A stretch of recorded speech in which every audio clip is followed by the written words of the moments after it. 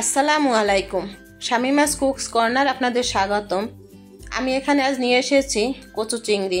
খুব সহজভাবে তৈরি করেছি, আশা করি ভালো লাগবে। কিভাবে তৈরি করেছি দেখুন। বাজার থেকে আমি কচু নিয়ে এসেছি। এখন আমি এগুলো কেটে পরিষ্কার করে নেব। দেখুন এভাবে আমি পাতলা করে কেটে নিয়েছি। চুলায় একটি কড়াই বসিয়ে এর ভিতরে আমি পর্যাপ্ত পরিমাণে পানি দিয়েছি। এখন আমি পানিটা যখন ফুটে আসবে তখন আমি এই কচুগুলো দিয়ে দেব। একটু নাড়াচাড়া করে আমি কচুগুলো উঠিয়ে নিচ্ছি।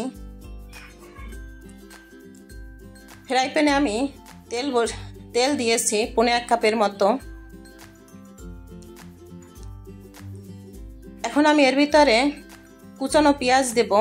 এখানে আমি 4টি কুচানো পেঁয়াজ দিয়েছি, 3টি রসুন দিয়েছি, কুচিয়ে দিয়েছি, 7-8টির মতো কাঁচামরিচ চিড়ে দিয়েছি। আপনার এখানে ইচ্ছে করলে বাটা মশলাগুলোও ব্যবহার করে নিতে পারেন, পেঁয়াজ রসুনগুলো। কিন্তু আমার কাছে মনে হয় এই কচু রান্নার জন্যে এই কাটা পেঁয়াজ রসুনগুলোই বেশি ভালো লাগে।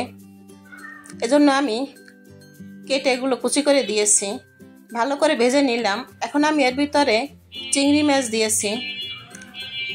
এখানে আমি চিংড়ি মাছটা দিয়ে ভালো করে আবার একটু কষিয়ে নিচ্ছি।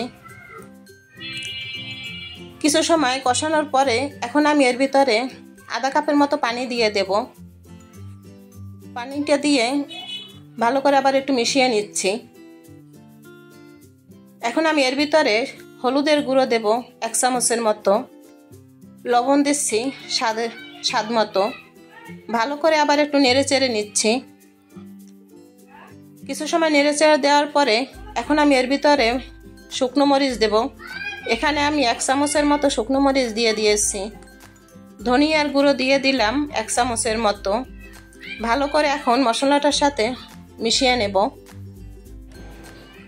এখন আমি ভালো করে কষিয়ে নিচ্ছি। কিছু সময় কষানোর পরে তেলটা যখন এখানে উপরে উঠে আসবে তখন আমি এর ভিতরে পানি দেব। এখানে আমি প্রায় 1.5 কাপের মতো পানি দিয়েছি। এই কচুটা সেদ্ধ হওয়ার জন্য 1.5 কাপ পরিমাণে পানি লাগবে। পানিটা যখন ফুটে আসবে তখন আমি এর ভিতরে কচুগুলো দিয়ে দেব। তবে এই কচুতে কিন্তু কখনো ঠান্ডা পানি ব্যবহার করা যাবে না।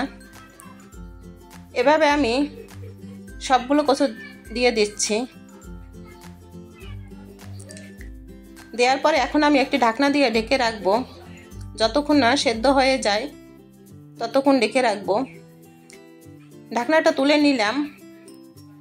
এখানে আমি কিন্তু কয়েকবার নেড়ে চেড়ে দিয়েছি। রান্নাটা প্রায় হয়ে এসেছে। এখন আমি এর ভিতরে কিছু ধনিয়া পাতা দেব। হাতের 1 মুঠ ধনিয়া পাতা আমি এখানে দিয়ে দিলাম। ধনিয়া পাতাটা দিয়ে এখন আমি ঢাকনা দিয়ে ঢেকে রাখবো। চুলাটা অফ করে দেব। পরিবেশন করে নিলাম কচু, চিংড়ি কচু।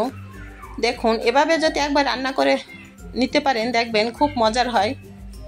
আশা করি আমার এই রেসিপিটি আপনাদের ভালো লাগবে। ভালো লাগলে অবশ্যই লাইক, কমেন্ট এবং সাবস্ক্রাইব করতে ভুলবেন না। আল্লাহ হাফেজ।